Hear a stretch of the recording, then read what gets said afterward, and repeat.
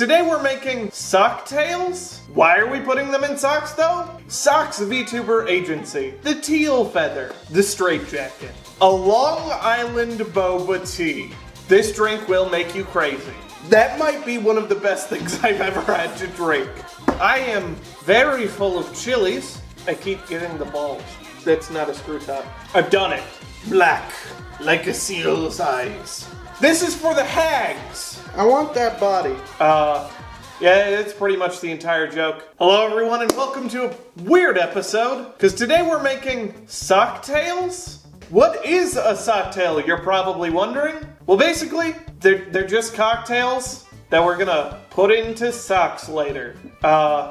Yeah, it's pretty much the entire joke. Why are we putting them in socks though? Well, it's to commemorate the start of the Socks VTuber Agency. That's right, I got the honor of meeting the staff of the SVA, and somehow this ended up happening. Now, I would like to state, this isn't really sponsored by them or anything, but they like the idea, I like the idea, they were very cool, I want to support them, I want to support the talent, and so should you. So don't forget to check out their links down below and subscribe to this channel while you're at it. And without further ado, let's get into the socks! Yes, I did actually buy 3 pairs of socks today. I don't know how many you'll see on my feet, but I am gonna keep up the bit of changing them between each drink, and then you will see the drinks in the socks. Spoilers, not poured into the socks. Also spoilers, but don't worry, that'd be gross. Anyways, I really need to work on making these videos shorter, so also don't forget, drink responsibly, stay safe, stay hydrated, and drink time! It's drink time! Woo! Alright, let's start with... See, that's the trick. I got all the alcohol out this time, so you don't know what I'm about to grab. It's a surprise. But let's immediately ruin that surprise, because we're gonna start with Enos. So this one came to me pretty quickly, because Enos is a cockatiel. Cockatiel, cocktail. That's funny, right? But she's got the yellow going on, she's got those cockatiel cheeks, and it all just kind of snapped together. So we're making a take on the horse feather, called the teal feather. The horse feather is a fairly simple recipe. This is one that you could easily make at home. And while I'll admit, I haven't had this version yet, I know it will be good. So we're gonna start with 1.5 ounces of whiskey. I know, Steve using whiskey? And it's not even Japanese whiskey, it's just rye whiskey? What does the world come to? I don't know. I like Knob Creek's rye whiskey. This is one where you could pretty much use any whiskey or bourbon. Doesn't matter that much. So I decided to go with this, because why not? Next up, oh, that's not a screw top. Okay. Next up, God damn it. About 4 ounces of ginger beer. Also make sure to get a big drop of it on your tie. I really like ginger beer now. Now in a typical horse feather, you would add 4 dashes of Angostura bitters, and as you all know, I'm a big fan of my Angostura bitters. But there is another very delicious kind of bitters that I've found, and matches those rosy cheeks perfectly. Rhubarb bitters. So we will throw in 4 dashes of our rhubarb bitters. If you don't know what rhubarb tastes like, imagine kind of like cherry cola. Yeah, like cherry cola. And finally, you're gonna cut yourself a wedge of lemon. And unlike most drinks that would get just lemon juice or garnished with a lemon wedge, with the horse feather, part of the drink actually is taking the lemon wedge, squeezing it in, and dropping in the husk. No garnish, it just goes straight in. And that's it. And there's your Enos, A.K.A. your teal feather. You get it because it's like tail feather, but cockatiel. Cockatail. The puns are bad, but I'm having fun, okay? And there you go, now it's in a sock. Officially a SOCKtail. Oh my god, that smells amazing. Oh my god. I mean this with no exaggeration. That might be one of the best things I've ever had to drink. Oh my god. Oh.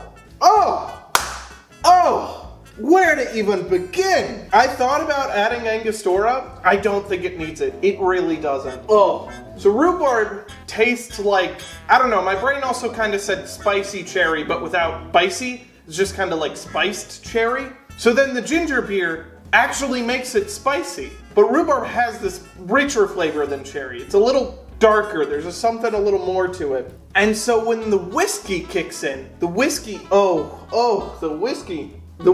is giving it that depth and flavor that you would want to carry this kind of drink. And the lemon is just accentuating everything. You didn't need a lot of it. That squeeze and husk is really all you need. It's just a flavor enhancer. It is a beautiful blend of all of those flavors, of everything I love about each of those flavors.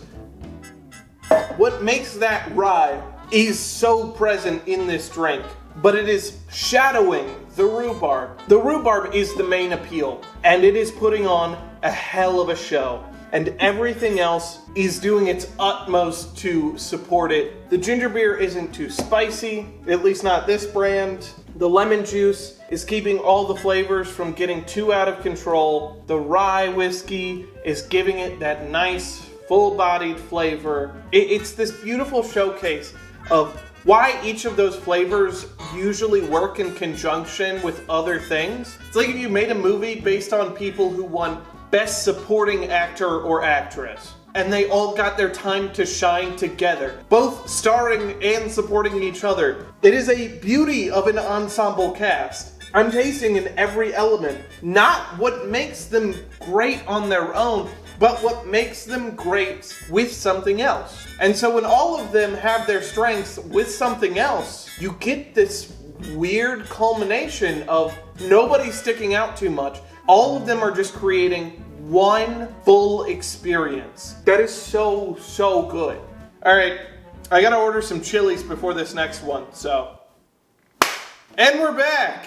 I am very full of chilies in honor of our next socktail for Camizole Corzette. Yes, we are wearing new socks, and yes, this drink will make you crazy. So what we're starting with here isn't anything too crazy at first. Quite simply, we're gonna start by making a martini with sweet vermouth. So we're gonna do 1.5 ounces of vodka. I lied, we're gonna do 2 ounces of vodka. Followed by 1/2 ounce. My AC turned on. God damn it. That means it's very hot in here. Why sweet vermouth instead of dry or blanc? Well, obviously because it matches the red of Cami's design. So we're gonna add 1/2 ounce of our sweet vermouth. Then back to our typical martini recipe, we're gonna do 2 dashes of orange bitters. Now remember, dear viewer, a proper martini is not shaken, it's stirred. Now here comes the fun part. You're probably watching this going, I mean, he just made a martini with sweet vermouth. That's not really that exciting. But you gotta remember the 2 big things here. Cami claims to be a magical girl from another world. Secondly, she's locked up in a straitjacket. So obviously we gotta take this idea and bring it into a new world and sound insane in the process. That's right. This isn't a martini at all. We're actually making a mule. Top with some ginger beer. Add our 3/4 ounce of lime juice. Cut yourself a lime wedge. Can we talk about how tiny these limes are, by the way? They're adorable. Garnish it with our lime wedge. I might grab another one. That lime wedge is very tiny. And there we have our Camizole Corzette, a.k.a. the straitjacket. Now I will admit, I haven't actually had it this way yet. I tried it last night with everything except the lime juice, but I think the lime juice is gonna work just fine.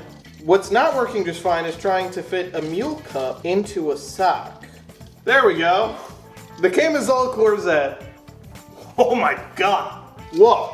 I'll admit, the lime juice is a bit strong. It has kind of overpowered almost everything else. Hold on. We're gonna throw in a little bit more sweet vermouth here. Maybe another 1/4 ounce, I don't know. So I want that body. I want that nice red wine body here. That's better. I've done it. That's the shikwasha fruit. That fruit I was obsessed with in my sponsor segments. That's what that tastes like. It's a little bit of lime with a little bit of orange. That full body. The ginger is completing the flavor. Oh my god, I'm gonna go insane. So I'll say, if you do this without the lime juice, The flavor is very different. It's a lot more about the sweet vermouth. It's very rich and full-bodied, and I mean, it basically just tastes like a sweet vermouth martini with some ginger beer on it. Shocker, I know. But this, it is mostly typical Moscow Mule-esque, but there's something that throws you off there. The sweet vermouth and those orange bitters are doing just enough to create a wonderful new experience. An experience I have been yearning for because that shikwasha was so good and I need an entire crate of them. But unfortunately, this is probably the closest I'm gonna get. I say unfortunately, it's not that unfortunate. This is really tasty. I do highly recommend this. Drinking is fun. And now comes a rant. See, Cammy is a hag. I'm not saying that. She's saying that. And so are her coworkers and everyone else on the internet. You all call this a hag now. Here's the thing. I don't appreciate all of these youngins coming in, suddenly saying, ooh, the age of 30 is in demand. Ooh, we want older, mature women. I have been holding this down for years. I have been fighting since the day we still called them MILFs, regardless of whether or not they had children. So I will admit, it is kind of nice having a new term to describe it, but I have been a staunch defender and lover of hags for years. And I will not have all of you coming in and trying to say that this is a new thing, that everybody's finally opening up to hags. There were dozens of us. Oh, you finally opened your upper limit to 30? Welcome to just getting older. Mine has been in the 30s since I was 20, and now it's nearing the 40s. So do not come here thinking you're so brave for hag-maxing. We've been hag-maxing for ages. We've been loving the Christmas cakes. We've been loving the MILFs. I had Stacy's mom on repeat when I was like 10. I have been working my entire life to become a hagnit, and you will not steal this from me. I'm not slutted out for nothing. I'm not wearing the tight pants for nothing. This is for the hags. It's always been for the hags. What I'm saying is, if there are any hags watching, please hit my DMs. All right, we are on to our last drink, our last VTuber, our last pair of socks. And it's a fitting one because I'm feeling her namesake pretty hard right now. This is Snoozy, A.K.A. a Long Island Boba tea. Yeah, I had a really bad idea, and we're gonna make it happen. You see, we all know where boba comes from, so it's only fitting that we use it in this cocktail. These happen to be brown sugar boba. That was just the kit that I could find at Target. Get whatever boba you want, I guess. Shocker, I'm not a big boba guy. I'm not a big tea guy to begin with, so we're gonna start by simply adding our boba. And now we start building our Long Island iced tea. I'm not gonna lie to you, I had a lot to drink last week, so the idea of pouring... Fine. We'll do the real measurement. Don't expect me to finish this drink. Alright, we're gonna do 3/4 of an ounce of white rum, 3/4 of an ounce of gin, 3/4 of an ounce of silver tequila, 3/4 of an ounce of vodka, 3/4 of an ounce of triple sec, 3/4 of an ounce of simple syrup, and typically you would do 3/4 of an ounce of lemon juice, but we're not gonna do that because boba tea is, of course, a milk tea. And so we need something nice and creamy and milky. So we're gonna add 3/4 of an ounce of Bourbon Cream. Plus, the lemon juice would make the Bourbon Cream curdle. Citric acids make your milk and your cream curdle. Try not to combine them.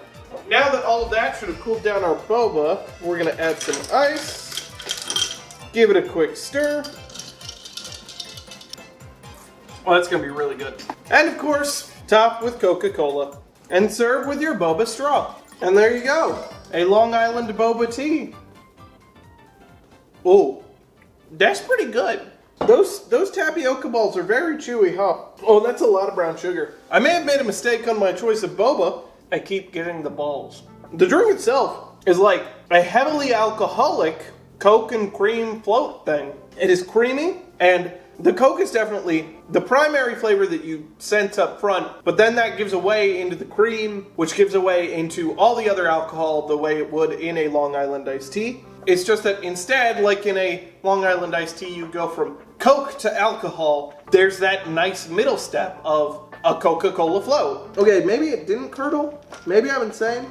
I can't tell if the triple sec is not playing well with the cream. Either way, it's pretty tasty. You might want to remove the triple sec. I don't think you'd really lose anything if you did. I think it would be perfectly fine without it. Because the main thing you really want here is that Coke float feeling, and I don't think the orange is really helping or hurting it. Well, maybe I like it. It's kind of giving a little bit of a creamsicle vibe, which I very much enjoy. Again, I think you could live without it. I think it'd be fine without it. I mean, I'll be honest. I mainly just wanted to see if I could pull this off. And aesthetically, I very much think I did. That looks like the color of boba, and you've got the balls at the bottom. That looks right. It's creamy, it's milky. That Coke is fun. That brown sugar in there, again, maybe what's throwing me off. There's something in there that I'm not like obsessed with, and I think it's the brown sugar boba, so that's on me.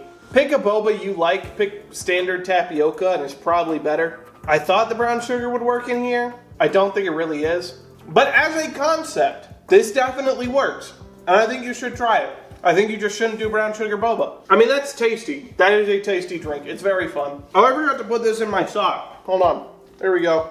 Black, like a seal's eyes. And there you go. There are our SOCKtails.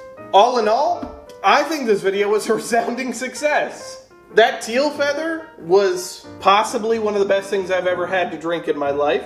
I don't play favorites with people. With drinks, it's probably that one. The mule was very fun. I forgot to mention this as I was drinking it later and finishing it. The sweet vermouth kicked in a lot more. It came back and is very good in there. I wouldn't say it's like a revolutionary change that I should have turned the camera back on. It's just that you start tasting the sweet vermouth and it's tasty. It's really good. If you like sweet vermouth, you'll like it in that. The Long Island boba tea has potential.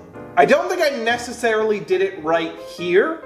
I think I should have used a different boba for sure. I might cut the triple sec in the future just to make sure that there's no clumping or curdling in the bourbon cream. Maybe even try a different cream liqueur. I think the bourbon cream worked very well in there, but I really like bourbon cream, so. But if you like rum chata or Bailey's, that probably would work too. I think the bourbon cream gave the right color, and that's also very important to this. But of course the Coke will help regardless. All of that to say, shout out to the Socks VTuber Agency. They are incredible and you should go support them. I'd like to thank them for even humoring this idea in the first place. I hope you had a lot of fun watching this because I had a lot of fun doing it. So please don't forget to like, comment, subscribe, do all of the YouTube things. Check out the links for all of the Socks members down below. And while you're there, if you enjoyed this and you want to, please consider becoming a member. I try very hard to make it worth your while with exclusive videos, early videos, all of the stream VODs, etc. And once again, a huge shout out to Socks VTuber Agency and a huge shout out to you for watching. And as always, I don't know how to end the video.